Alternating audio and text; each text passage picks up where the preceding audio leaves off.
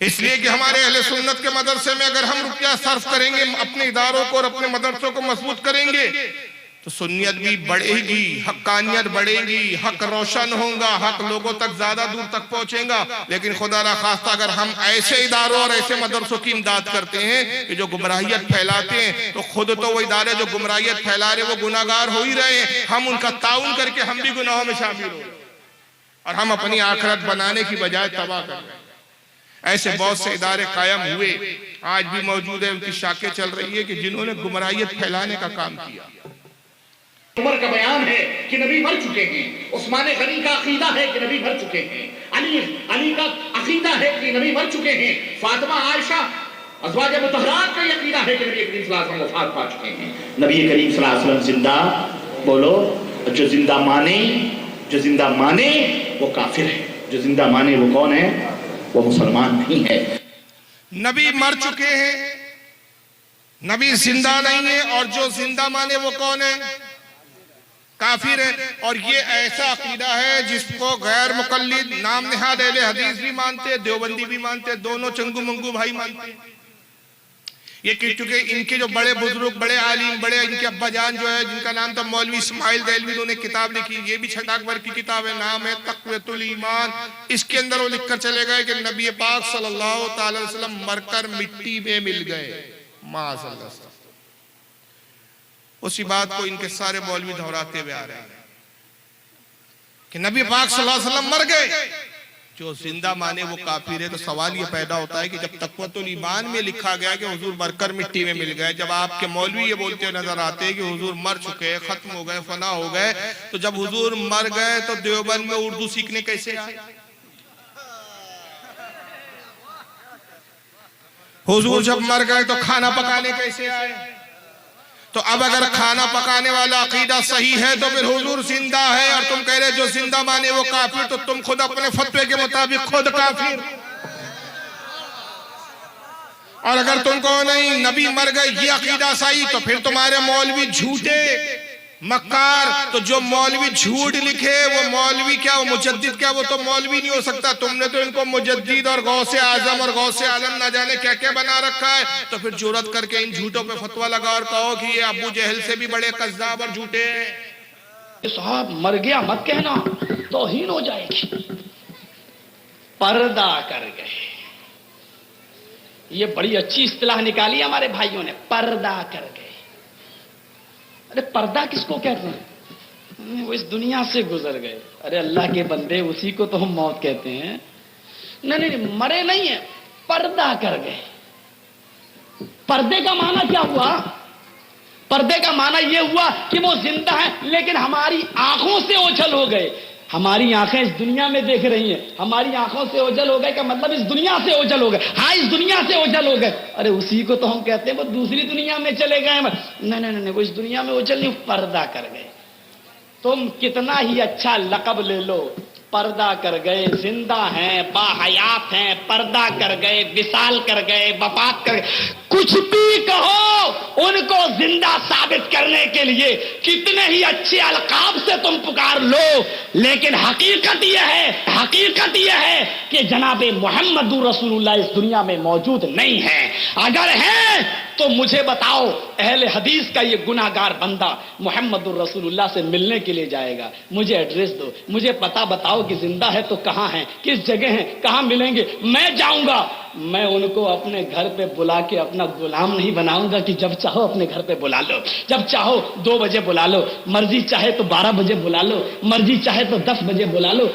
हम उनको अपने घर पे बुलाना गवारा नहीं करेंगे। मेरा घर इस लायक नहीं कि हम आका को बुलाएं। हम उनको अपने घर पे बुलाना गवारा नहीं करेंगे। मेरा घर इस लायक नहीं कि हम आका को बुलाएं। हमें बताओ कि मेरा नबी कहां है, किस जगह है। तुम जाओ या ना जाओ, कम से कम पूरे हिंदुस्तान में भीख मांग के और चंदा करके, पूरे हिंदुस्तान में भीख मांग के और चंदा करके हम जरूर आका से मिलने के लिए जाएंगे। कि बड़े लोगों से मिला जाता है, बड़े लोगों को नौकर बना के अपने घर पे बुलाया नहीं जाता है। बताओ तो सही कि वो कहां है, बताओ तो सही कहाँ है रसूलुल्लाह। हम जाएंगे भीख मांग के, चंदा जमा करके जाएंगे, अपने जेब से खर्चा करके नहीं जाएंगे। मैंने दो पड़ोसियों में आपस में इख्तलाफ करवाया, लड़वा दिया और झगड़ा इतना बड़ा कि एक दूसरे के मारने पर उकसाया मैंने उनको, और उसमें से एक ने दूसरे का कत्ल कर दिया। इब्लीस ने कहा अच्छा बहुत अच्छी बात है, ठीक है।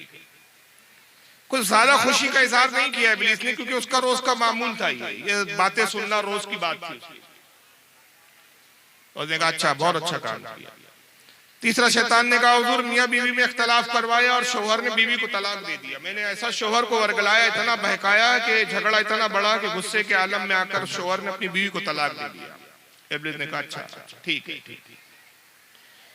लोग जितने शयातीन थे अपनी अपनी कारकर्दगी अपने कामों को बता रहे थे, और शैतान नॉर्मल हालत में मामूल के मुताबिक सबकी बातों को सुन रहा था और हल्की फुल्की वाहवाही कर रहा था।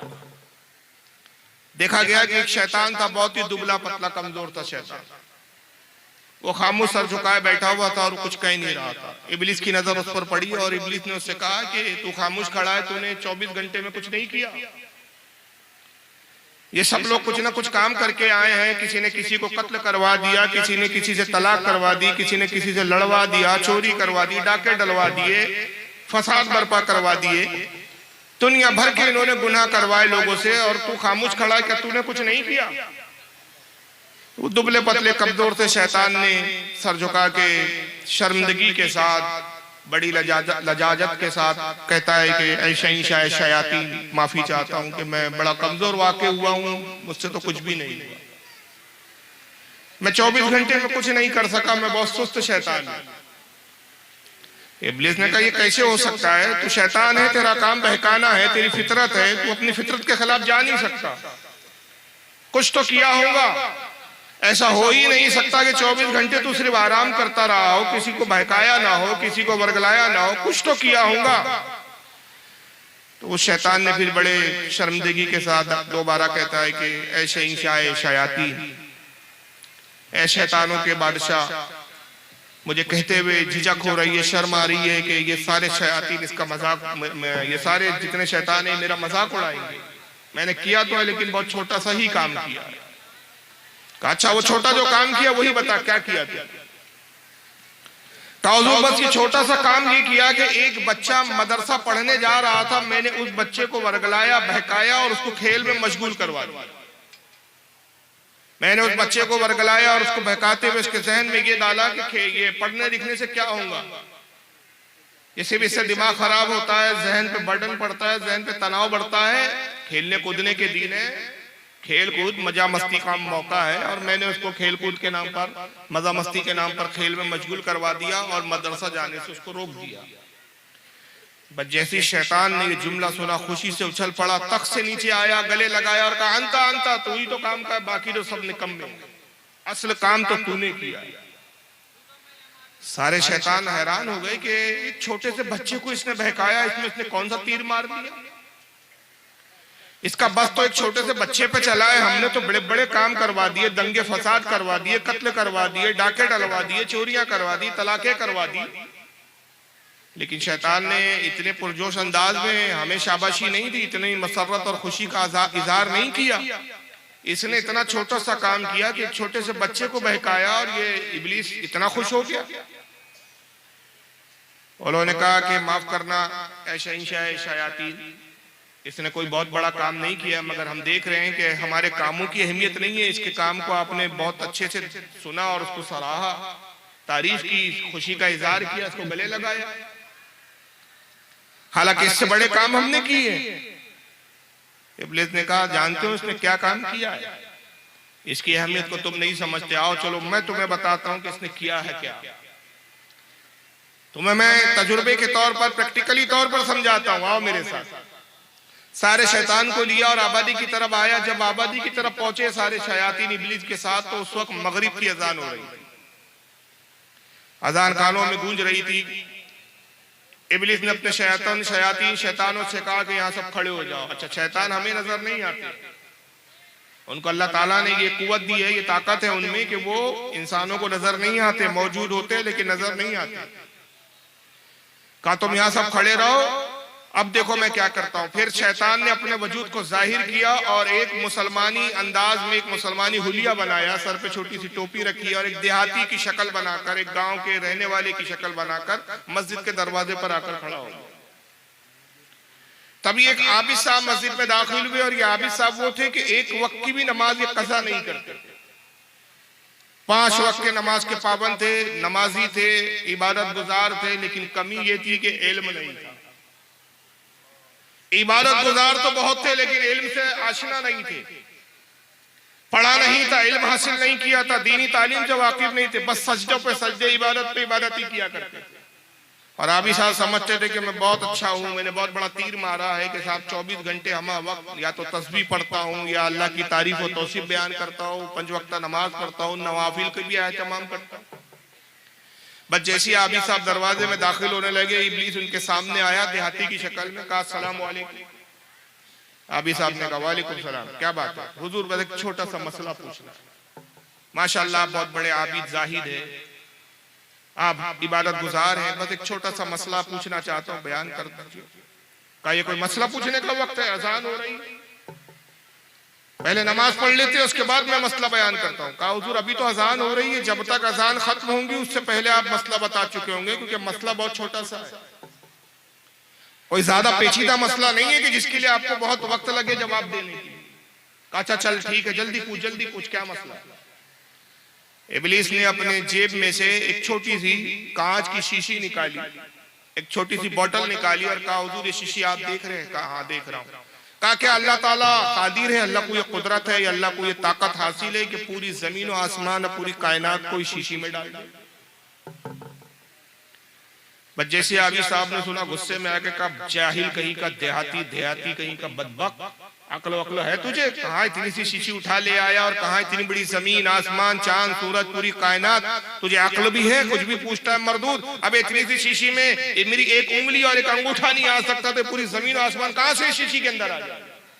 दबाओ मरदूद कहीं का, कुछ भी बकवास करता है। आबिद ने धुतकार दिया, इब्लीस मुस्कुराया और अपने चेले चपाटों के पास आया, कहा देखा ये आबिद है, इबादत गुजार है, लेकिन शरीयत से वाकिफ नहीं, इल्म से वाकिफ नहीं। नतीजा यह है कि इसको अल्लाह के कादिर और कुदरत होने पर ही इसको यकीन नहीं। काबरू को और दूसरा मंजर देखो। फिर देखा गया कि उसी मस्जिद के इमाम साहब मस्जिद में दाखिल हो गए। ये आलिम दीन थे, इल्म हासिल किया था, मुकम्मल आलिम थे और हकीकी आलिम थे। जब ये मस्जिद में दाखिल होने लगे, इब्लीस फिर इनके करीब आया, फिर कहा अस्सलाम वालेकुम। मौलाना ने कहा वालेकुम सलाम। अब जाहिर है शैतान है वो पहचान ना सके क्योंकि इंसानी हुलिये में था ये। कहा हुजूर एक छोटा सा मसला है, बस बयान कर दीजिए। आलिम ने वही कहा क्या ये कोई मसला पूछने का वक्त है? देख नहीं रहे हो अजान हो रही है और अजान के फौरन बाद जमात होती है, मसला पूछना है तो नमाज के बाद पूछो। कहा हुजूर बहुत छोटा सा मसला है, जब तक अजान खत्म होगी उससे पहले तो मसला आप बता चुके हो। कहा अच्छा अगर छोटा मसला है तो चलो जल्दी पूछो, अगर मसला पेचीदा रहा और जरा उसकी तफसील तलब रहा तो फिर मैं नमाज के बाद तुम मिलना, मैं जवाब दूंगा, लेकिन अगर छोटा सा है तुम कहते हो तो चलो पूछ लो, जल्दी से पूछो। फिर शीशी निकाली जेब में से और कहा हुजूर ये शीशी देख रहे हैं आप? कहाँ देख रहे हैं? क्या अल्लाह ताला कादिर है, अल्लाह को ये कुदरत ताकत हासिल है कि अल्लाह तमाम जमीन और आसमान को इस शीशी के अंदर डाल दे? आलिम साहब मुस्कुराया, कहा कि तू मुसलमान है, क्या तूने कुरान नहीं पढ़ा? अरे अगर तूने कुरान पढ़ा होता तो ये सवाल ही ना करता। अल्लाह ताला कुरान अजीम में इरशाद फरमाता है इन्नल्लाह अला कुल्लि शैइन कदीर, अल्लाह हर चाहे पर कादिर है। अरे ये कायनात क्या ऐसी हजारों बड़ी कायनात हो, अल्लाह कादिर है कि शीशी के अंदर वो डाल, मेरे रब को कुदरत हासिल। इब्लीस आया, कहा अच्छा ठीक है हुजूर आपका जवाब बड़ा अच्छा लगा, और अपने शयातीन के पास आकर कहता है कि शयातीन ऐ मेरे चेले चपाटो सुनो तुमने, ये आलिम दीन है, इसका इल्म इसकी रहनुमाई कर रहा था, अगर वो बच्चा पढ़ लिख कर आलिम बन जाता हमारे काबू में नहीं आता। आज इसने उसको रोक कर तालीम से रोका है, आलिम बनने से रोका है, अब ये जाहिल रहेगा, अब जाहिल बनकर कितनी भी इबादत कर ले इसकी इबादत किसी काम की नहीं होगी, और इस पर हम कभी भी काबू पाते रहे। अंदाजा लगाइए कि इल्म वो होता है कि जो इब्लीस के फंदों से बचाता। इल्म वो शय है कि जो इब्लीस के वसवसों से बचाता है। इल्म वो ऐसी रहनुमाई करता है कि गुनाहों से बचकर आदमी नेकी के राह पर चलता है और खुद ही अपने आप को बचाकर अपनी मगफरत का सामान नहीं करता, बल्कि मेरे आका फरमाते कि मेरी उम्मत का एक आलिम दीन, उसका मकाम और मर्तबा ये कि अपनी 7 नस्लों की वो बख्शिश करवाएगा कयामत में। और एक दूसरी रिवायत में आका सल्लल्लाहु अलैहि वसल्लम फरमाते हैं कि कयामत का दिन होगा, आबिद को कहा जाएगा तेरी इबादत हमने कबूल की, जन्नत में दाखिल हो जा। और रोजादार जिसके रोजे कबूल कर लिए गए, जिसके रोजे कबूल हो गए, अल्लाह फरमाएगा जा जन्नत में दाखिल हो जा। जिसने हज किया था और उसका हज कबूल हो गया, अल्लाह फरमाएगा ये हाजी तूने हज किया, तेरा हज कबूल किया गया, जन्नत में दाखिल हो जा। ज़कात देने वाले से कहा जाएगा जन्नत में दाखिल हो जा। सदके और खैरात देने वाले से कहा जाएगा तेरे सदके और खैरात, तेरे नेक अमाल कबूल हो गए, जन्नत में चला जा। मगर जैसे ही आलिम दीन की बारी आएंगी, अल्लाह फरमाएगा ठहर जा, रुक जा, तुझे जन्नत में जाने की अभी इजाजत नहीं है। आलिम घबरा जाएगा, अर्ज करेगा खालिक कायनात मैंने तेरे दीन की खिदमत की, तेरे नबी के फरामीन को मैंने उम्मत तक पहुंचाया, रब्बे कदीर क्या मुझे रोका जा रहा है? ऐसा कौन सा अमल है कि जिसकी बुनियाद पर मुझ पर गिरफ्त की जा रही है? क्या मेरे लिए जन्नत नहीं है? रब फरमाएगा घबरा मत, फिक्र ना कर, जन्नत तेरे लिए। तुझे इसलिए नहीं रोका गया कि तेरी बख्शिश मंजूर नहीं, इसलिए नहीं रोका गया कि तुझे जन्नत में भेजना मकसूद नहीं, बल्कि रोका इसलिए गया कि तू मेरे महबूब की उम्मत का आलिम दीन है, तूने मेरे दीन की खिदमत की, तूने मेरे दीन को और मेरी तालीमात को लोगों में आम किया, मेरे महबूब की तालीमात को आम किया। तुझे ये एजाज और मकाम दिया जा रहा है, रुक और तू शफात कर। तू जितनों की शफात करेगा मैं उसकी शफात को कबूल करूंगा। और फिर आका एक मिसाल देते हुए इरशाद फरमाते कि वो आलिम कितनों की शफात करेगा? अपनी 7 पुश्तों को तो बख्शवाएगा। शफात के लिए शफात की तलब में एक शख्स ऐसा भी आएगा, आका मिसाल देते कहते उस आलिम के पास आएगा, मौलाना साहब अस्सलाम वालेकुम। वालेकुम सलाम, हुजूर मेरी भी शफात कीजिए। मौलाना कहेंगे भाई मैं तो आपको पहचानता नहीं, आपसे मेरी कोई शनासाई नहीं, कोई पहचान नहीं, जान पहचान नहीं, मैं किस कर रहा आपकी शफात करूं? और क्यों आपके हक में मेरी शफात अल्लाह कबूल करे जब मैं आपको जानता ही नहीं? वो शख्स कहेगा हुजूर आपने मुझे भुला दिया, आप यकीनन शायद मुझे नहीं जानते, इसलिए कि आप हजारों लोगों से मिलते थे, सैकड़ों लोगों से आपकी मुलाकात होती थी। मैं आपको याद दिलाता हूँ, आप मेरी बस्ती में आए थे अल्लाह रसूल की बातों को बयान करने के लिए। नमाज का वक्त हो गया था और वुजू के लिए आपको पानी दरकार था। आपने पानी जब तलब किया तो वही मैं शख्स था जो 1 लोटा 1 बदना पानी वुजू के लिए मैंने लाया था। आज मैं चाहता हूँ कि जो मैंने आपकी नमाज के लिए, इत्माम के लिए, आपके वुजू के लिए 1 लोटा पानी लाया था, उसके एवज मेरी शफात की।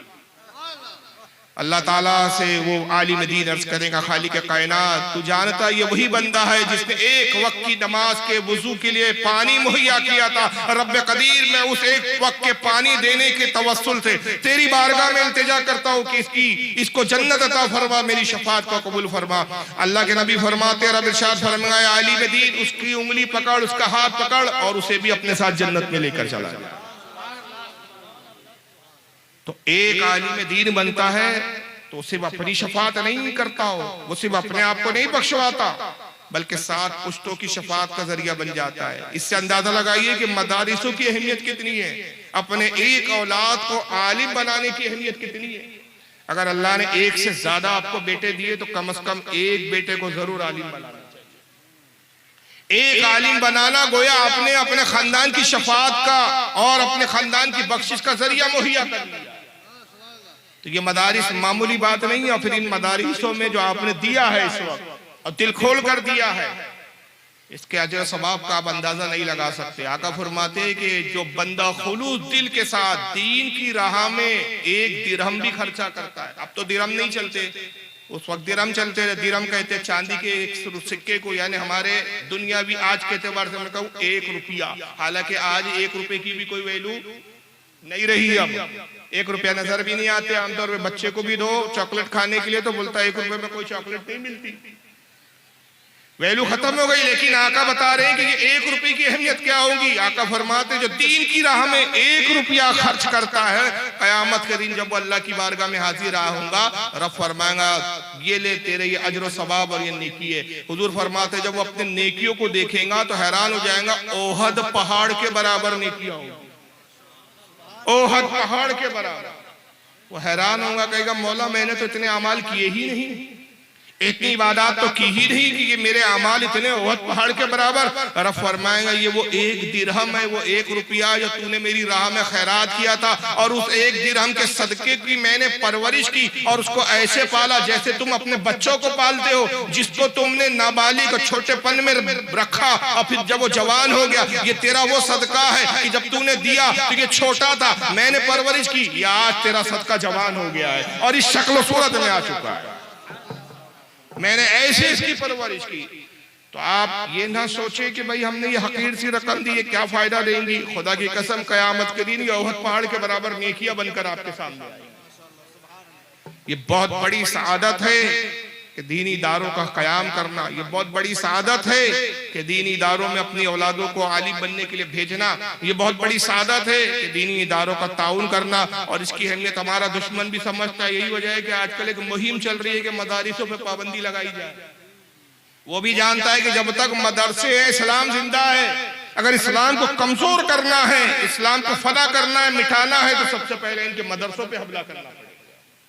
इसलिए कि जब तक ये मदारिस है तब तक हमारे यहाँ दीन की बका है, दीन और शरीयत जिंदा। ये मदारिस ही है जो शरीयत हम तक पहुंचाते हैं, ये मदारिस ही है जो नबी के फरामीन हम तक पहुंचाते हैं, ये मदारिस ही है जो हमें इंसान हकीकी बनाकर इंसानों की तरह जिंदगी जीने का शऊर बख्शते हैं।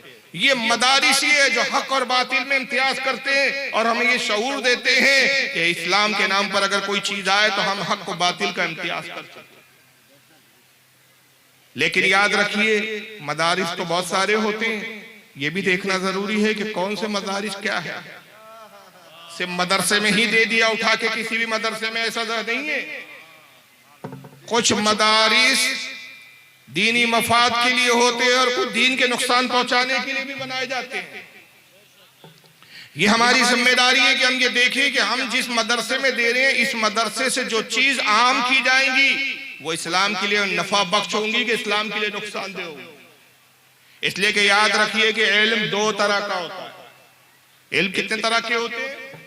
2 तरह के। एक होता है इल्म नाफे और एक होता है इल्म मुसीर। इल्म जिस तरह फायदा देता है उसी तरह नुकसान भी पहुंचाता है। ये जो बम बरसाते हैं ये क्या जाहिल होते हैं? ये जो आतंकवाद फैलाते हैं, लोगों को मारते हैं, बंदूकें चलाते हैं, क्या ये जाहिल होते हैं? ये पढ़े लिखे इंजीनियर होते हैं, पढ़े लिखे डॉक्टर होते हैं। ये हवाई जहाजों से जो मिसाइल गिराते हैं, ये मुल्कों को जो मिसाइल के जरिए तबाह कर देते हैं, क्या ये जाहिल होते हैं? ये भी पढ़े लिखे होते हैं, काबिल होते हैं, अपने वक्त के ग्रेजुएट इंजीनियर साइंसदान होते हैं। मगर सवाल ये है कि इन्होंने अपने इल्म का इस्तेमाल कहाँ किया? नुकसान के लिए किया। तो इनका इल्म मुसीर हुआ। और बहुत से वो होते हैं कि जो इसलिए मिसाइल बनाते ताकि इंसानियत का दिफा किया जाए, इंसान का तहफ़्फ़ुज़ किया जाए, दुश्मनों से इंसान को बचाया जाए। अपने इल्म से वो उम्मत को और लोगों को फायदा पहुंचाते हैं। तो ये इल्म नाफे होता है। तो इल्म 2 तरह का होता है, एक इल्म नाफे होता है और एक इल्म मुसीर होता है। और इसकी अहमियत हमारे आका सल्लल्लाहु अलैहि वसल्लम ने इरशाद फरमाई।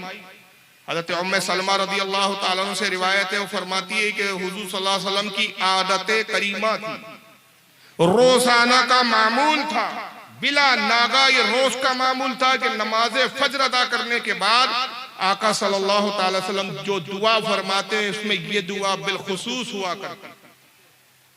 आप जो दुआ करते उसमें दुआ के अल्फाज खुसूसी होते। और मैं सलमा कहती है कि आका कहते अल्लाहुम्मा इन्नी अस्अलुका इल्मन नाफिया, ऐ परवरदिगार मुझे इल्म नाफे अता फरमा।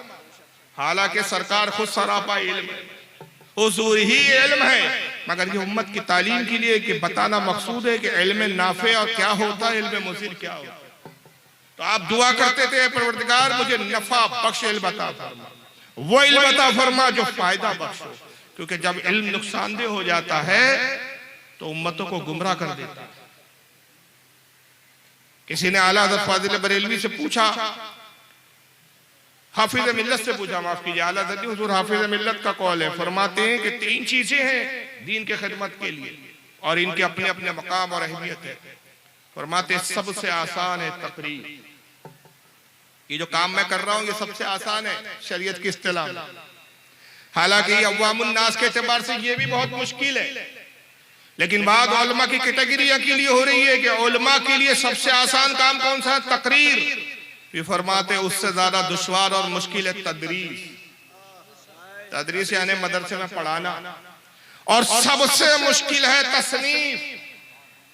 तसनीफ यानी किताबों को लिखना। अब इसकी शरह करते हैं, कहते हैं कि जब आदमी वास कहता है, तकरीर कहता है, ये आसान इसलिए कि जो मुखातिब होते हैं, जो सुनने वाले सामीन होते हैं, वो बहुत ज्यादा इल्म वाले नहीं होते। अब अगर कोई बात खुदा ना खास्ता कोई मुकर्रिर, कोई मौलवी गलत भी बोल जाए, बेचारी अव्वाम में उसको पता ही नहीं क्या गलत बोला, वो तो इसी में खुश है, बेचारे मौलाना बोल रहे हैं तो सही बोल रहे हैं, मुंडी हिला दिया उन्होंने। बाद औकात जुमले तक कुफरिया होते हैं, लेकिन मुकर्रिर इतने जोश में बोल जाता है कि अव्वाम बेचारी नारे लगा देती है। बाद में अहले इल्म गिरफ्त करते हैं कि जनाब जिस पे नारा लगाया गया ये तो कुफ्र का जुमला था, नुक्तेबाजी के चक्कर में मौलवी साहब कुफ्र बोल गए। अवाम भी खुश हो गई, अब पता चला कि तौबा वाजिब हो गई, मुकर्रिर पर भी तौबा फर्ज है, और जिन्होंने नारा लगाया वाह वाह की, उस पर दाद दी, उन पर भी तौबा फर्ज है। तो तकरीर करना इसलिए आसान है कि गिरफ्त करने वाली जो सामीन होती वो इतनी बासलाहियत नहीं होती, उससे मुश्किल होती है तदरीस। तदरीस इसलिए मुश्किल होती है जब उस्ताद पढ़ाता है, शागिर्द पढ़ता है, तो शागिर्द एतराज भी करता है, बात की गहराइयों में जाता है, 25 तरह के एतराज करता है। और अगर किसी उस्ताद ने गलत पढ़ा दिया, उस वक्त शागिर्द ने पढ़ भी लिया, लेकिन जब बाद में उस शागिर्द बड़ा होता है, पढ़ते पढ़ते आगे जाता है, तो बाद में भी उसको एहसास होता है कि ये चीज उस्ताद साहब ने गलत पढ़ाई थी, तो उस उस्ताद की अहमियत उसकी निगाहों में कम हो जाती है। तो तदरीस यानी पढ़ाना, ये उससे मुश्किल है तकरीर के मुकाबले में। और सबसे ज्यादा मुश्किल है तसनीफ।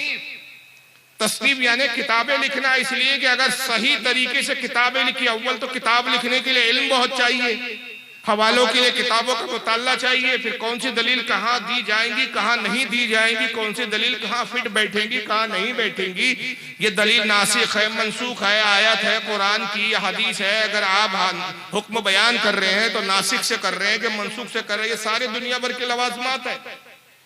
जब बहुत ज्यादा इल्म के बाद किताब लिखा, तो अगर किताब सही लिखा तो कयामत तक जब तक वो किताब रहेंगी उम्मत की हिदायत का सबब बनेगी। और अगर अल्लाह ना करे, खुदा ना खास्ता, उससे गलती हुई और किताब में उसने कुफ्र लिख दिया, गलत लिख दिया, अब जितने लोग उसको पढ़ रहे हैं और सही समझ रहे हैं वो सब काफिर होते जा रहे हैं और गुमराहियत की तरफ जा रहे हैं। तो ये किताब फितने का सबब बनी और कयामत तक लोगों को गुमराह करते रहे। इसलिए फरमाया कि सबसे मुश्किल है तस्दीक। यही वजह हुआ कि मदारिस बहुत तरह के होते हैं, अहले सुन्नत के भी मदारिस है, दिगर फिरकों के भी मदारिस है। जब हम चंदा दें, जब हम किसी मदरसे की इमदाद करें, तो साथ में ये भी देखना जरूरी है कि भाई जिस मदरसे की हम इमदाद कर रहे हैं ये अहले सुन्नत का मदरसा है कि किसी गैरों का मदरसा है। इसलिए कि हमारे अहले सुन्नत के मदरसे में अगर हम रुपया सर्फ करेंगे, अपने इदारों को और अपने मदरसों को मजबूत करेंगे, तो सुन्नियत भी बढ़ेगी, हक्कानियत बढ़ेगी, हक रोशन होगा, हक लोगों तक ज्यादा दूर तक पहुंचेगा। लेकिन खुदा ना खास्ता अगर हम ऐसे इदारों और ऐसे मदरसों की इमदाद करते हैं कि जो गुमराहियत फैलाते हैं, तो खुद तो वो इदारे जो गुमराहियत फैला रहे वो गुनाहगार हो ही रहे हैं, हम उनका ताउन करके हम भी गुनाहों में शामिल हो और हम अपनी आखिरत बनाने की बजाय तबाह कर रहे हैं। ऐसे बहुत से इदारे कायम हुए, आज भी मौजूद है, उनकी शाखें चल रही है कि जिन्होंने गुमराहियत फैलाने का काम किया। इस हवाले से यूपी में एक बहुत बड़ा इदारा और मदरसा माना जाता है, जिसने आज से 150 साल पहले ऐसी गुमराहियत फैलाई, ऐसे उस वहां के फारिग ऐसे मौलवी कुछ निकले जिन्होंने कुछ ऐसी किताबें लिखी कि वो किताबें आज तक छप रही है और आज तक उम्मत की गुमराही का सबब बन रही है। और ना जाने ये गुमराहियत कब तक चलते रहे। हालांकि हमारे उलमाए हक ने उसके दिफा किया, उन किताबों के रद्द किए, उन पर अहकाम सादिर किए, मगर आज भी बहुत सारे ऐसे लोग हैं कि देखने और जानने समझने के बावजूद भी उन चीजों को नजरअंदाज करते हैं, उन इदारों का ताउन करते हैं, मदद करते हैं और उनके फारिग वहां के निकलने वाले, पढ़ने वाले, पढ़ाने वाले उनको उलमा समझते हैं। हालांकि वो उलमा नहीं बल्कि उलमा सू है, फितना घर है, फितना फैलाने वाले लोग हैं। ऐसे ही यूपी में एक बहुत बड़े इदारे की आज से तकरीबन 150 साल पहले बुनियाद रखी गई, जिसको आज दारुल उलूम देवबंद के नाम से जाना जाता है। सहारनपुर यूपी का इलाका, सहारनपुर वहां पे ये इदारा है और इतना बड़ा इनका ये इदारा है कि वहां से निकलने वाले अपने आप को देवबंदी बोलने लगे। नतीजा ये हुआ कि एक पूरी फिरका, एक पूरा वजूदी अहले सुन्नत जो है मुसलमानों में ऐसा फिरका वजूद पा गया कि जिसका नाम ही देवबंदी पड़ गया। और जब इन्होंने इदारे का कयाम किया, अपने इदारे के बारे में वो दावे किए कि आज तक किसी के तस्वुर, कोई मुसलमान उसके तस्वुर से भी कांप जाए, जो इन्होंने उस इदारे की फजीलत बताने के चक्कर में लोगों को गुमराह करने के लिए और उस इदारे से लोगों को जोड़ने के लिए जो बातें गढ़ी। कहा गया कि इस इदारे की बुनियाद रखने वाले मौलवी कासिम नानातवी, और उन्होंने इस इदारे की बुनियाद तब रखी कि जब ख्वाब में रसूलुल्लाह आए और हुजूर ने आके कहा कि मदरसे की बुनियाद रखो, और फिर हुजूर ने खुद ईंट रखी। ये कहानी गढ़ी गई लोगों को वर्गलाने और गुमराह करने के लिए, ताकि उस इदारे से जो गुमराहियत फैले उस पर कैसे पर्दा डाला जाए कि भोली भाली अवाम तो समझे कि ये मदरसे से जो भी बयान किया जाएगा, इस मदरसे के जो भी फारिग उलमा होंगे वो तो हक पर होंगे, क्योंकि भाई इस मदरसे के बानी तो रसूलुल्लाह है। माज़अल्लाह अस्तग़फिरुल्लाह। कहा रसूलुल्लाह ख्वाब में आए मौलवी कासिम नानातवी के और उनसे कहा कि भाई तुम बुनियाद रखो इसकी, और खुद हुजूर ने अपने हाथ से ईंट रखी। और फिर यहाँ तक लिखा गया कि मौलाना कासिम ने भी मदरसा बनाना शुरू किया। मदरसा बनता रहा। एक वक्त ही आया कि मौलाना इस बात को लेकर बड़े परेशान हो गए कि तहरत खाने कहाँ बनाए जाए, पाखाने कहाँ बनाए जाए, समझ में नहीं आ रहा था किस तरह तहरत खाने रखे। उसी परेशानी में सो गए तो ख्वाब में रसूलुल्लाह की तशरीफ लाते और हुजूर ने ख्वाब में आने के बाद कहा मौलवी कासिम नानातवी साहब परेशान क्यों आई हो, मैं बताता हूँ कि पाखाने कहाँ बनाया जाए। हुजूर के हाथ में छड़ी थी, कहते नौजुबिल्लाह अस्तगफिरुल्लाह। सरकार ने फिर निशान जमीन पर बनाए, यहाँ तहरत खाने बनाइए, यहाँ गुसल खाने बनाइए, यहाँ पाखाने बनाइए, यहाँ गुसल। हुजूर ने पूरे तहरत और पाखाने की जगहों पर निशानदेही की। कासिम नानातवी साहब बेदार हुए और बेदार होने के बाद कहा ये तो ख्वाब है यार, ये तो ख्वाब में हमने देखा। फिर उठकर जब उस जगह पर पहुंचे देखा तो निशानात बाकायदा लगे हुए थे।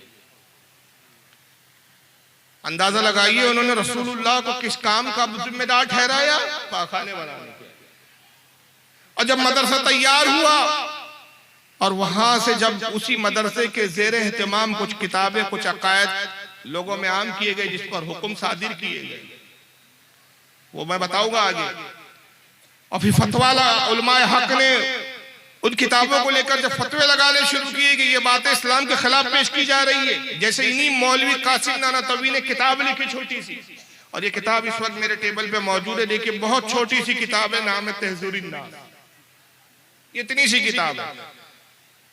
मैंने कहा हुजूर हाफिज मिल्लत ने फरमाया तसनीफ सबसे ज्यादा मुश्किल काम है तो छटाक भर का रिसाला, मगर इतनी बड़ी गुमराहियत इसमें लिख दी गई कि आज कयामत तक न जाने अल्लाह अब तक कितने गुमराह हुए, और कयामत तक अल्लाह जाने जब तक ये किताब छपते रहेंगे और कितने गुमराह होते रहेंगे। क्या लिखा गया इस किताब में तहज़ीरुन नास में? कहा गया कि रसूलुल्लाह आखिरी नबी इस मायने में नहीं है कि हुजूर सबसे आखिर में तशरीफ लाए। हुजूर आखिरी नबी इस मायने में है कि हुजूर मकाम मर्तबे के एतबार से आखिरी है। हुजूर के बाद नया नबी पैदा हो सकता है, नया नबी आ सकता है, लेकिन वो मकाम मर्तबे में रसूल के बराबर नहीं होगा। हालांकि ये कुरान और हदीस के खिलाफ अकीदा है। मुझे आप बताइए आपका क्या अकीदा है? आज तक आपने कभी ये सुना है कि रसूल के बाद भी कोई नया नबी पैदा हो सकता है? बोलिए, क्या ये आपने तस्वुर बनाया है या ये तस्वुर रख सकते हैं आप नऊज़ुबिल्लाह अस्तग़फिरुल्लाह के हुजूर के बाद नबी तो आएगा कोई, लेकिन हुजूर के लेवल और हुजूर के दर्जे का नबी नहीं होगा, दर्जे में छोटा होगा। याद रखिए हुजूर सल्लल्लाहु अलैहि वसल्लम हर एतबार से आखिरी नबी है। अब ना कोई छोटा नबी आएगा, ना हुजूर का जिल्ली नबी आएगा, ना हुजूर का अक्सी नबी आएगा, ना हुजूर का सानी नबी आएगा। और इसकी गवाही कुरान अज़ीम देता है। रब फरमाता है मा काना मुहम्मदुन अबा अहदिम मिन रिजालिकुम वलाकि रसूलुल्लाहि व खातमुन नबिय्यीन। ऐ लोगों, मोहम्मद तुम्हारे मर्दों में किसी के बाप नहीं है, वो अल्लाह के रसूल है और नबियों में सबसे आखिर है। और आका ने सही हदीस में आया, बारहा, एक बार नहीं 12 फरमाया ला नबी आबादी, मेरे बाद कोई नबी नहीं। एक मकाम पे फरमाया अगर मेरे बाद कोई नबी होता, जुमलों पे गौर करे, अगर मेरे बाद कोई नबी होता वो उमर इब्ने खत्ताब होता, लेकिन उमर इब्ने खत्ताब भी नबी नहीं। ला नबी आबादी, मेरे बाद कोई नबी नहीं, अना खातमुन नबीय्यीन, मैं आखिरी नबी हूँ। बताइए हजरत उमर जैसा कोई शख्स अब पैदा नहीं हो सकता, तो जब उमर नबी नहीं हो सकते तो आज का पैदा होने वाला फटीचर कोई नबी कैसे हो सकता है? इतनी मोटी बात इनके समझ में नहीं आई। अब जब उलमा ने इसको कुफ्र करार दिया और कहा कि इस इदारे से, इस मदरसे दारुल उलूम देवबंद से फितना पैदा किया जा रहा है, इस मदरसे से दीन की खिदमत नहीं की जा रही है बल्कि लोगों के अकायद खराब किए जा रहे हैं, तो फिर एक दूसरी किताब उसकी फजीलत में झूठी किस्से कहानियों के जरिए लोगों को इत्मीनान दिलाने के लिए कि नहीं नहीं साहब ये मदरसा तो बड़ा काम का है, ये दारुल उलूम देवबंद जो सहारनपुर में कायम किया गया बड़ा आला किस्म का मदरसा है, उसके लिए किस्से गढ़ेगर किताबें लिखी गई। एक किस्सा मैं आपको स्क्रीन पे दिखा भी देता हूँ और उस पर भी मैं थोड़ा सा तफसीरा भी करूंगा जिससे आप अंदाजा लगा लें कि इसमें नबी की तौहीन की गई और अपने इदारे को बढ़कर चढ़ाकर बताने के लिए इसका भी ख्याल नहीं किया गया कि इसमें रसूलुल्लाह की तौहीन हो रही है। आपके स्क्रीन पर सामने देखिए, किताब का नाम है अल बराहिनुल कातिया। ये स्क्रीन पे किताब नजर आ रही है आपको और ये ओरिजिनल इस वक्त मेरे टेबल पर मेरे हाथ में। जिन साहब को स्क्रीन पर शक और शुबा हो, रात भर में यहाँ मेरा कयाम है, सुबह 9 बजे के करीब मैं निकलूंगा, आप मेरे कमरे में तशरीफ लाएं और अपनी आंखों से किताब का वो सफा खुद देखें। ये आसानी से किताब मिलती है, कोई नापैद नहीं है। आप इनके सहारनपुर के इदारे या दिल्ली के किसी भी देवबंदी इदारे से किताब बुला सकते हैं। इसका सफा नंबर 63 है। लिखने वाले कौन है? मौलवी रशीद अहमद गंगोही का नाम दिया गया, उनके हुक्म से उनके शागिर्द मौलवी खलील अहमद अम्बेठवी ने लिखी। और मौलवी रशीद अहमद गंगोही कौन है? इनका सिर्फ ताल्लुक बता दूं कि जो तबलीगी जमात जिन्होंने कायम की थी, बानी तबलीगी जमात मौलवी इलियास कांधेलवी उनके पीरो मुर्शिद, अशरफ अली थानवी वगैरह के ये उस्ताद है। कासिम नाना तवी के हम असर है। आइए इसमें सफा 63 पे मदरसे देवबंद की तारीफ बयान करते हुए क्या लिखा गया जरा देखिए। कहते हैं मदरसे देवबंद की अजमत हक ताला की दरगाह पाक में बहुत है। उर्दू है, जो उर्दू जानते हैं वो आसानी से पढ़ सकते हैं, कोई फारसी और अरबी नहीं है कि जिसको समझाने के लिए मुझे तर्जमा करना पड़े और फिर इस पर शक जाहिर किया जाए कि साहब तर्जमा ही गलत किया गया। उर्दू जबान है, आपकी और हमारी मादरी जबान है, आप और हम सब पढ़ सकते हैं, समझ सकते हैं। मदरसे देवबंद की अजमत हक ताला की दरगाह पाक में बहुत है। सदहा आलिम यहाँ से पढ़ के गए, सदा यानी कई सौ आलिम यहाँ से पढ़ कर गए और खल्के कसीर को जुल्मात जलालत से निकाला। कहते हैं खल्के कसीर यानी इस उम्मत के कई हजारों करोड़ों लोगों को गुमराहियों के अंधेरों से निकाला उन्होंने। यही सबब है, यही वजह है कि एक साले यानी एक नेक बुजुर्ग, यही वजह है कि एक बुजुर्ग फक्र आलम अलैहिस्सलाम की जियारत से ख्वाब में मुशर्रफ हुए। यही वजह है कि एक नेक बुजुर्ग के ख्वाब में रसूलुल्लाह तशरीफ लाए, उन्होंने ख्वाब में रसूलुल्लाह को देखा तो आपको उर्दू में कलाम करते देखकर पूछा कि आपको यह कलाम कहां से आ गई, आप तो अरबी है। हुजूर उनसे उर्दू में बातचीत करने लगे तो वो साले नेक बुजुर्ग ने, जिनका आता पता नहीं, ना जिनके बाप का नाम मालूम, ना उनका खुद का नाम पता, तो पता चला कि इस जमात का हाल ये है कि इनके अब्बा और दादाओं के भी पते नहीं चलते। ऐसे गुमनाम लोगों के नामों से झूठे ख्वाब गढ़े गए। बुजुर्ग जब आए, हुजूर अरबी में बात करने लगे, हुजूर की मादरी जबान अरबी थी, तो वो साले बुजुर्ग हैरान हो गए और कहा कि या रसूलुल्लाह आपको ये कलाम कहां से आ गई, उर्दू कहां से आ गई, आप तो अरबी है। फरमाया यानी रसूलुल्लाह ने भी जवाब दिया। अब क्या जवाब दिया जा रहा है रसूल की तरफ से, माज़अल्लाह सुनिए।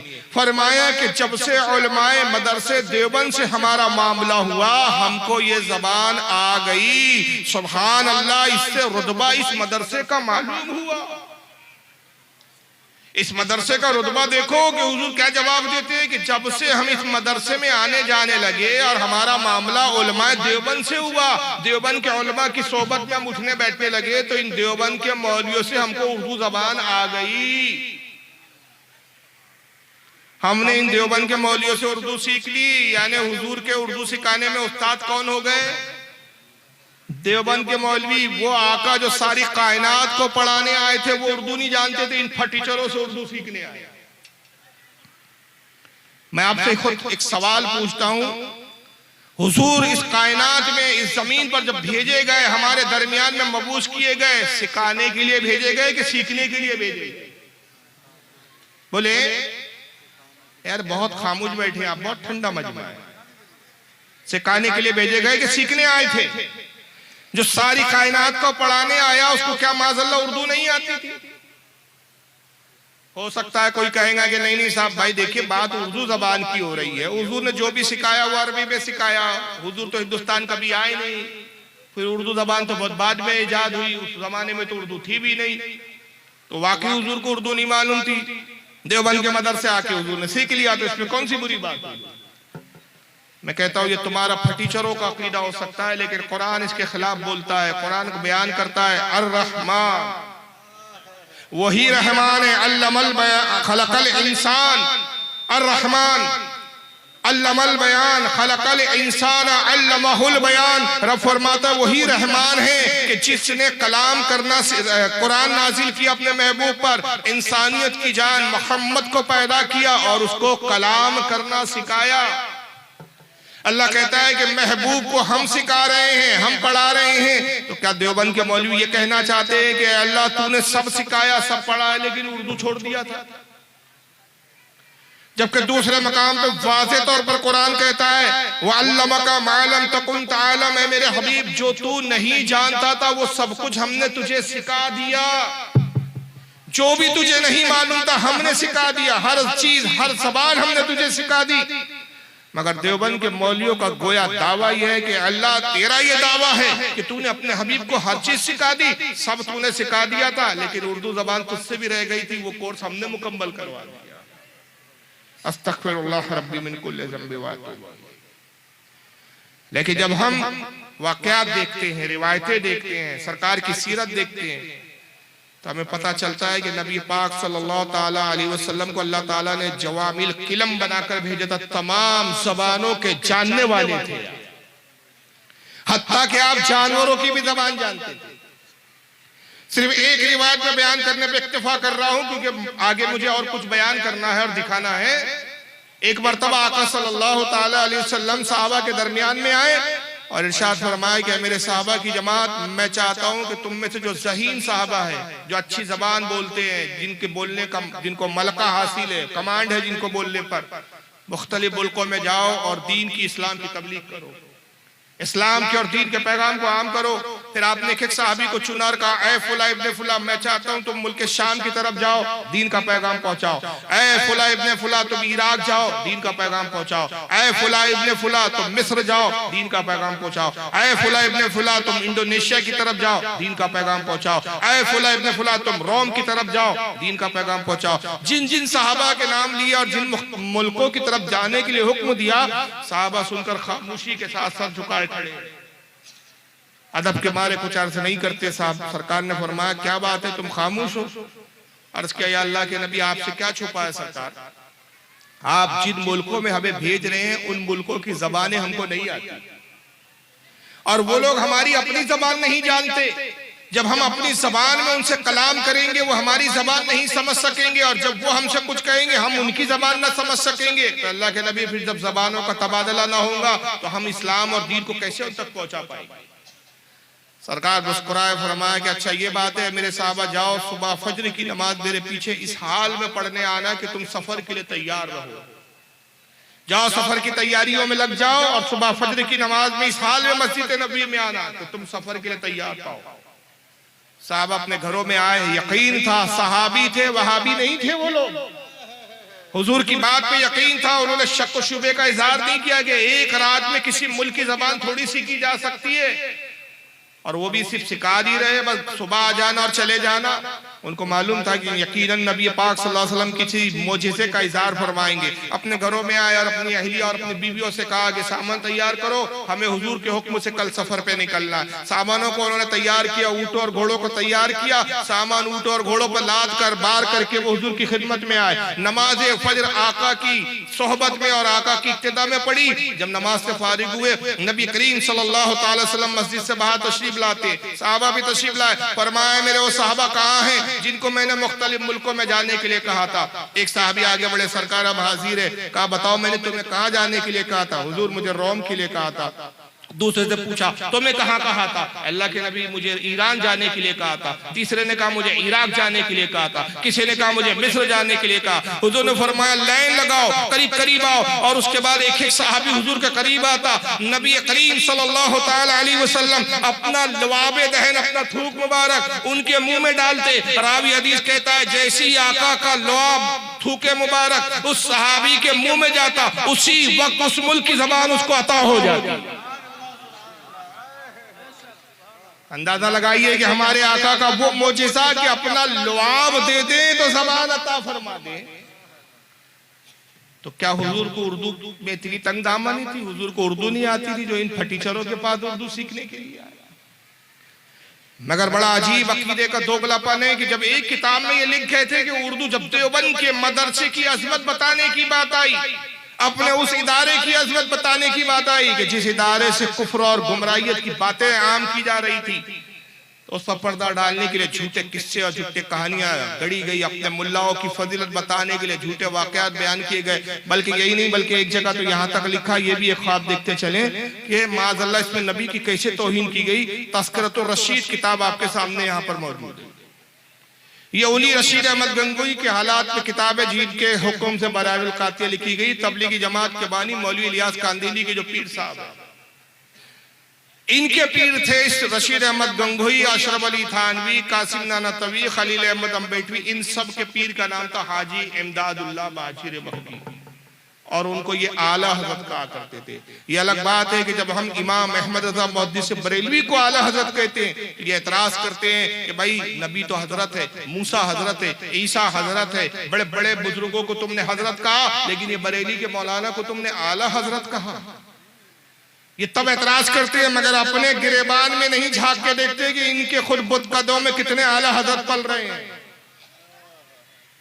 ये आला हजरत किसको कहते हैं? हाजी इमदादुल्लाह को, जो इनके मौलियों के पीर साहब हैं।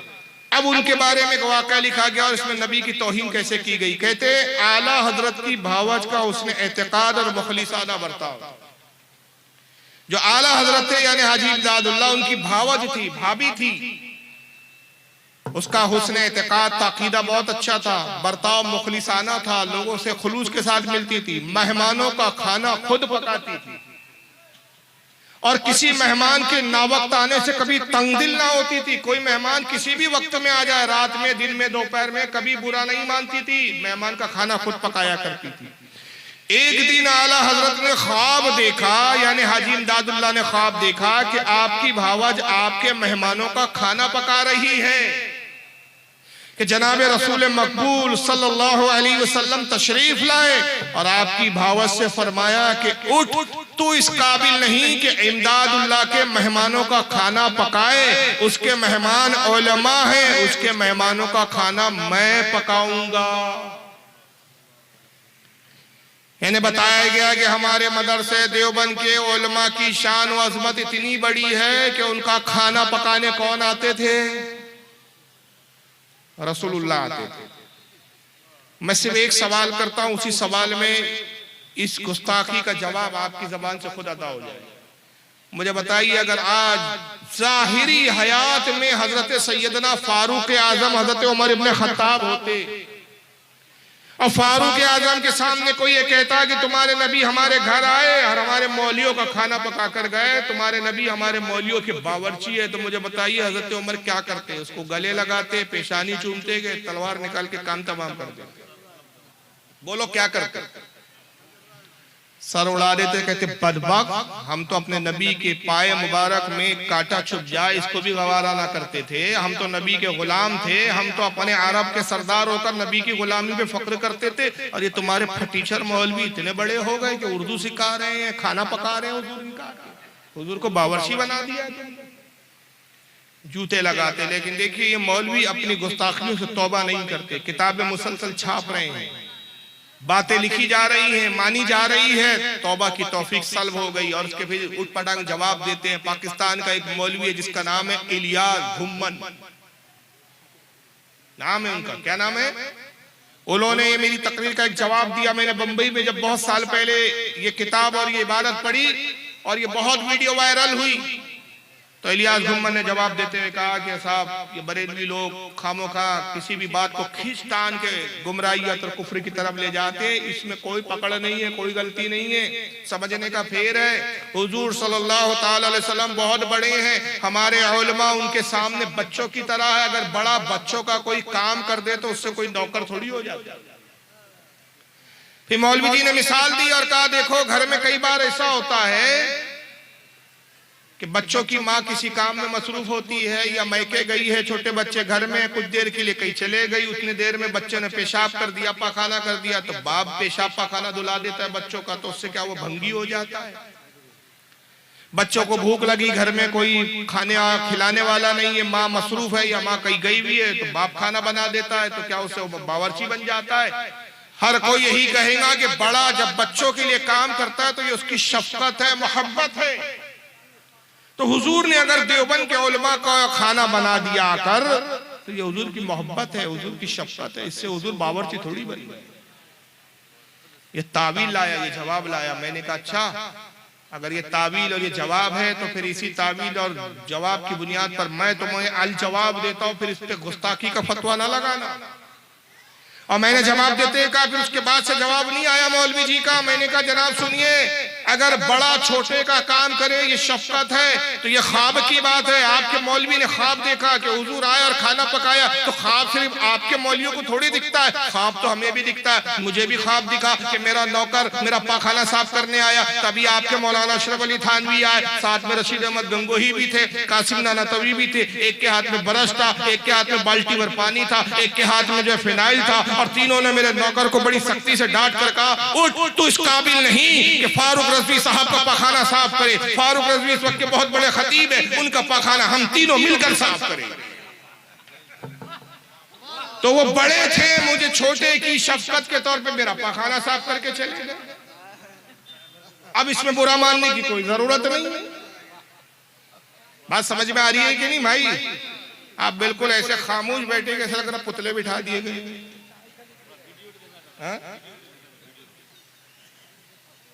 तो अब देखिए, ये जब यही जुमले यही इबारत पलटकर इनके मौलियों को फिट कर दो तो इनके चेहरे के जोग्राफिया बदल जाते हैं। लेकिन जब यही बात के नबी के बारे में कहते हैं तो तावीलों के दफ्तर खोल देते हैं। मगर अकीदे का दोगलापन देखिए। अभी यहाँ रुकिए आप, अभी तो हुजूर खाना पकाने आए, फिर खाना पकाने के बाद क्या हुआ, नबी पाक सल्लल्लाहु अलैहि वसल्लम उर्दू सीखने भी आए।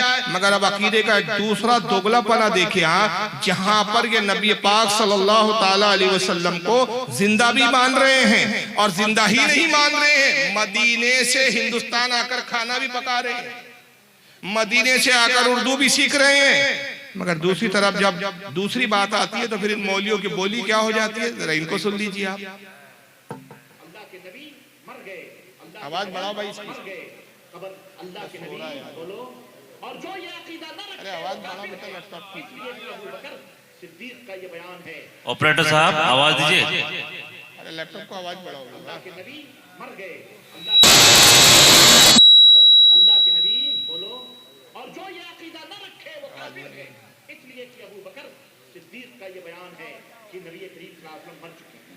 हजरत उमर का बयान है कि नबी मर चुके हैं। उस्मान गनी का अकीदा है कि नबी मर चुके है कि नबी मर चुके हैं। फातिमा आयशा, हाँ सुनिए, अल्लाह के नबी मर गए, अल्लाह के नबी मर गए, खबर अल्लाह के नबी बोलो, और जो ये अकीदा न रखे वो काफिर है। इसलिए कि अबू बकर सिद्दीक का ये बयान है कि नबी करीम सल्लल्लाहु अलैहि वसल्लम मर चुके हैं। हजरत उमर का बयान है कि नबी मर चुके हैं। उस्मान गनी का अकीदा है कि नबी मर चुके हैं। अली का अकीदा है कि नबी मर चुके हैं। फातिमा आयशा अज़वाज मुतहरात का अकीदा है कि नबी करीम सल्लल्लाहु अलैहि वसल्लम वफात पा चुके हैं।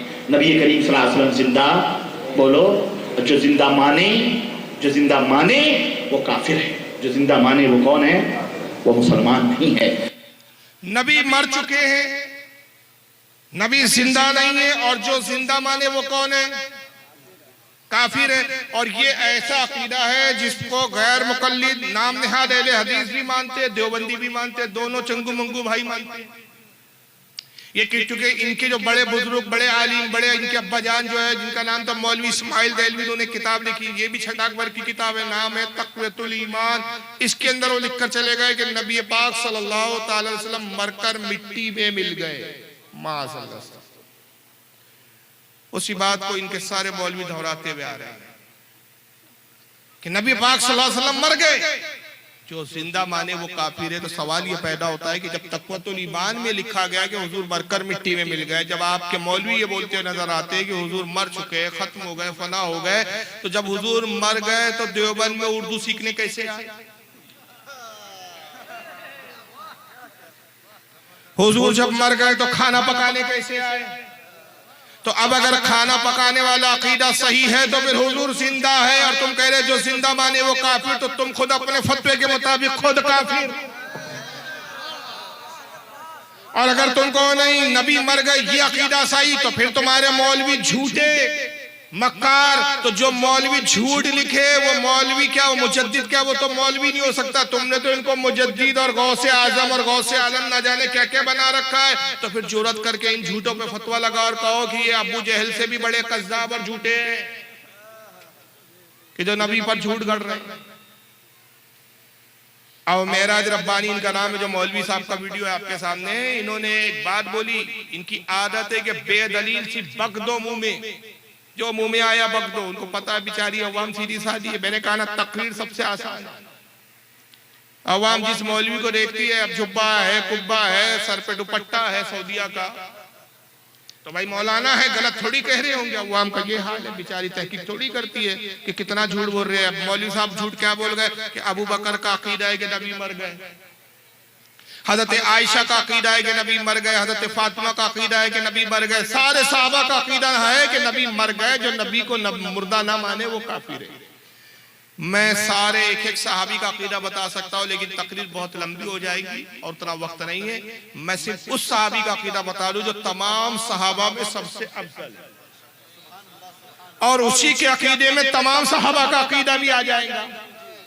और वो हदीस पाक ये है, रिवायत ये है जिसको इब्ने असाकिर ने तारीख दमिश्क में लिखा है। वो रिवायत जो मैं अभी बयान करने जा रहा हूँ, जिसको इमाम जलालुद्दीन सुयूती ने अल खसाइस अल कुबरा में लिखा है, जिसको सूफिया में हज़रत अब्दुर रहमान जामी रहमतुल्लाह अलैह नफ़ातुल उन्स में लिखा है, जिसको हज़रत मखदूम अशरफ जहांगीर सिमनानी ने लताइफ अशरफिया में लिखा है, जिसको शाह अब्दुल अजीज मौदूद देहलवी ने फतावे अजीजी में लिखा है। मुतअद्दिद बहुत सारे मुहद्दिसीन और उलमा ने इस रिवायत को नकल किया है कि जब सैयदना अबू बकर सिद्दीक के विसाल का वक्त करीब आया तो आपने फरमाया कि अली को बुलाया जाए।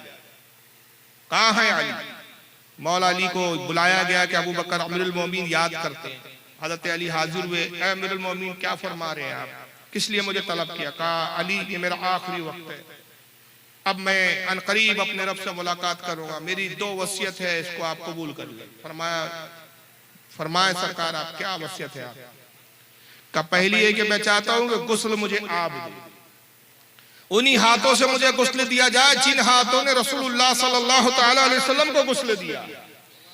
मुझे उसी तरह का कफन पहनाया जाए जो सरकार को पहनाया गया, और वही इत्र मेरी कफन में डाला जाए जो हुजूर के कफन में था, और अली मेरी नमाज जनाजा भी आप ही पढ़ा। ये मेरी पहली वसीयत है। और दूसरी वसीयत यह है कि मेरी बड़ी ख्वाहिश है कि मैं रसूलुल्लाह के पहलू में दफन किया जाए, तो मेरे जनाजे को हुजूर के रोजे के पास ले जाना और सरकार से मेरे दफन के लिए इजाजत ले लेना। मुझे बताए इजाजत जिंदा देता है कि मुर्दा देता है? तो अबू बकर का अकीदा है कि आका देखते भी है, सुनते भी है, जिंदा भी है, और इजाजत देने ना देने का इख्तियार भी रखते हैं। का इजाजत लेना, और अगर हुजूर इजाजत दे तो हुजूर के पहलू में मुझे दफन करना, और अगर इजाजत सरकार ना दे तो मुझे जन्नतुल बकिया मुसलमानों के कब्रिस्तान में दफन कर देना। रावी हदीस कहता है कि हजरत अली ने उस वसीयत पर अमल किया, गुस्ल दिया, कफन पहनाया, नमाज जनाजा पढ़ाई गई और जनाजे को रसूलुल्लाह के रोजे पर लाया गया। रावी हदीस का बयान बयान है कि हुजूर के रोज़े का दरवाजा बंद था, दरवाजा खोला नहीं गया। सामने हजरत उमर और हजरत अली आ गया है और हजरत अली अर्ज करते अस्सलामु अलैकुम या रसूल अल्लाह, अल्लाह के नबी आप पर सलाम हो, हम आपके रफीके गार अबू बकर सिद्दीक को लाए हैं, हम आपके अजीज तरीन सहाबी अबू बकर सिद्दीक को लाए हैं, हम आपके खलवत और जलवत के साथी अबू बकर सिद्दीक को लाए हैं। अल्लाह के नबी इनकी ख्वाहिश है कि आपके पहलू में दफन किए जाए, सरकार इजाजत हो तो हम दफन करें वरना ले जाए। रावी हदीस कहते हमने देखा रोज़े रसूल का दरवाजा खुद ब खुद खुला और कब्र मुबारक को जुम्बिश हुई और कब्र मुबारक से आवाज आई रफीक को रफीक से मिला दो।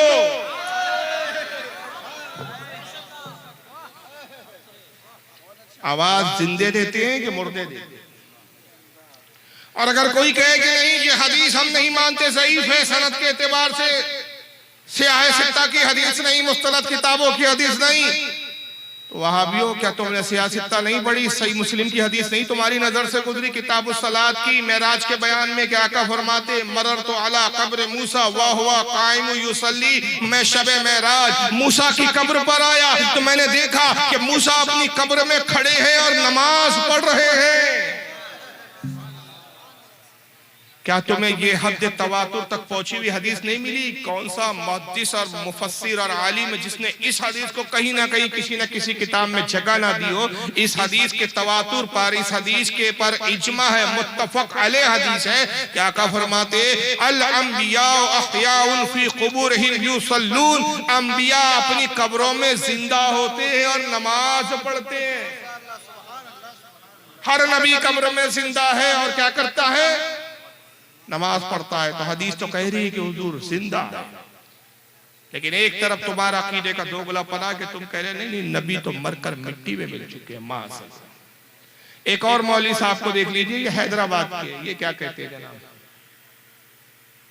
मेरे नबी मोहम्मद अरबी सल्लल्लाहु अलैहि वसल्लम अपने आप को शिफा नहीं दे सकते। नबी सल्लल्लाहु अलैहि वसल्लम के बारे में मैं कहूंगा आपके सामने कि नबी मोहम्मद सल्लल्लाहु अलैहि वसल्लम, रसूल मोहम्मद सल्लल्लाहु अलैहि वसल्लम, उनकी कब्र मुबारक में जिंदा नहीं है। जब हमारे नबी मोहम्मद सल्लल्लाहु अलैहि वसल्लम उनकी कब्र मुबारक में जिंदा नहीं है तो फिर दूसरे उम्मती जिंदा है, फिर कैसे जिंदा हो सकते? नहीं है। नबी अपनी कब्र में जिंदा नहीं। और उससे पहले बदबख्त ने और बदतरीन जुमला बोला जिस पर अल्लाह की लानत हो इस खबीस पर, कहता है कि नबी अपने आप को शिफा नहीं दे सकते, यानी अपनी जात को खुद अपने आप से फायदा नहीं पहुंचा सकते। ये खुलेआम गुस्ताखियां होती है, लेकिन हमारी कौम की बेहिसी का ये आलम है कि हमारी कौम कहती है नहीं यार किसी को बुरा नहीं कहना चाहिए, ये बुरा ना कहना चाहिए और बुरा ना समझना चाहिए कि ये नौबत है कि आज हम जुल्म का शिकार है और आज हम पर जालिम मुसल्लत कर दिए। जब हमने हक और बातिल के इम्तियाज को ही खत्म कर दिया तो ये अल्लाह का वादा है कि जब कोई कौम हक और बातिल के इम्तियाज को खत्म कर देती है, जालिमीन हम उनके ऊपर मुसल्लत कर देते हैं। तो फिर शिकायत क्यों है? हमें तो अपने आप का जायजा लेना चाहिए। नबी अपने आप को फायदा नहीं पहुंचा सकते। और मैं ये कहूंगा, ये बदबख्त कहता है कि नबी पाक सल्लल्लाहु अलैहि वसल्लम मोहम्मद सल्लल्लाहु अलैहि वसल्लम खुद अपनी कब्र में जिंदा नहीं है। और जब नबी जिंदा नहीं है तो फिर और कोई उम्मती जिंदा हो सकते हैं। और उम्मत से मुराद क्या है? औलिया इकराम। हम तो मानते हैं गौसे आजम भी अपनी कब्र में जिंदा है, ख्वाजा गरीब नवाज भी अपनी कब्र में जिंदा है। हर वली के बारे में हम ये अकीदा रखते हैं कि वली अपनी कब्र में जिंदा है, मौजूद है, हमारे हालात से वाकिफ और सुन रहा है। लेकिन ये तो नबी पर ही हमला कर रहे हैं। आइए सिर्फ एक हदीस में पढ़ देता हूं क्योंकि बड़ी बेहतरीन फजीलत वाली हदीस है और उस हदीस को मैं आपको स्क्रीन पे दिखा भी देता हूं। सियाह सित्ता की किताब में हदीस मौजूद है, सुनाने इब्ने माजा आपके सामने छपी भी इन्हीं की आज़त दारुस्सलाम सऊदी अरब का नुस्खा है। हदीस नंबर 1637 है, किताबुल जनाइज है। 1637 नंबर की हदीस, बाब किताबुल जनाइज। अन अबी दरदा काला काला रसूलुल्लाह सल्लल्लाहु अलैहि वसल्लम अक्सरुस सलाता अलैया यौमुल जुमुआ। अबू दरदा रज़ी अल्लाह ताला अन्हु रिवायत करते हुए कहते हैं कि अल्लाह के रसूल सल्लल्लाहु ताला अलैहि वसल्लम ने इरशाद फरमाए, लोगों जुमे के दिन मुझ पर खूब खूब दुरूद शरीफ पढ़ा करो। रोजाना दुरूद पढ़ो, लेकिन जुमे के दिन क्या करो? ज्यादा पढ़ो, मुझ पर खूब पढ़ो, जितना पढ़ सकते हो दुरूद पढ़ो जुमे के दिन। फ़अन्नहु मशहुदुन तशहुदुल मलाइका, इसलिए कि जुमे का वो खास दिन है कि इसमें बहुत बड़ी तादाद में फरिश्ते मेरी बारगाह में हाजिर होते हैं। रोजाना फरिश्ते कितने आते हैं? सुनाने दारमी, इमाम दारमी की हदीस की किताब है, जो इमाम बुखारी के उस्ताद इमाम दारमी कहते हैं रोजाना सुबह 70,000 फरिश्ते आते हैं हुजूर के रोजे पर, और शाम में 70,000 यानी 1,40,000 फरिश्ते रोजाना आते हैं। और एक फरिश्ता हुजूर के रोजे पर हुजूर की मजार की ज़ियारत के लिए एक बार आता है, कयामत तक दोबारा आना नसीब नहीं होगा। फरिश्तों की तादाद इतनी है, मगर जुमे के दिन आका कहते हैं कि ज्यादा दुरूद पढ़ोगे फरिश्तों की तादाद बढ़ जाती है। फ़इन्ना अहदन लन युसल्लिया अलैया इल्ला उरिदत अलैया सलातु हत्ता यफरगा मिनहा, और आका फरमाते तुम में से जब कोई शख्स मुझ पर दुरूद भेजता है, ये फरिश्ता वो दुरूद मुझ तक पहुंचाता रहता है यहां तक कि पढ़ने वाला खुद फारिग हो जाए। यह हदीस का बड़ा खास जुमला है। जब तक दुरूद पढ़ने वाला दुरूद पढ़ता है तो वो दुरूद क्या होता है? मुझ तक पहुंचता है। कौन पहुंचाता है, कौन बताता है हुजूर को? फरिश्ता। इस हदीस की शरह करते हुए इमाम काजी अयाज रहमतुल्लाह अलैह अपनी किताब अश-शिफा में बड़ी प्यारी एक हदीस लाते हैं। उस हदीस को इमाम इब्न अब्दुल बर मुस्नदुल बज़्ज़ार के अंदर नकल करते हैं। उसी हदीस को इमाम बैकी शाइबुल ईमान में नकल करते हैं। बहुत सारे मुहद्दिसीन इस हदीस की शरह में एक दूसरी हदीस लाते हैं कि ये फरिश्ता, वो दूसरी एक हदीस आती है कि जब फरिश्ता हुजूर को उम्मती का दुरूद पहुंचाता है तो किस तरीके से पहुंचाता है। और यहाँ फजीलत देखे आका की, हुजूर की हयात को मुलाहिजा करें। आका फरमाते हैं कि मेरा उम्मती जब दुरूद पढ़ता है तो वो फरिश्ता मुझ पर दुरूद कैसे पहुंचाता है? यूं नहीं। तो ये था कि भाई ठीक है, रसूलुल्लाह को आप जिंदा नहीं मानते, ये एक अपना इल्मी इख्तिलाफ हो सकता है। इल्मी इख्तिलाफ है कि आप दलाइल से बात करते, लेकिन क्या किया जाए कि ये दलीलों से बात नहीं करते बल्कि छिचोरेपनों से बात करते। जरा इंसाफ को समझिए।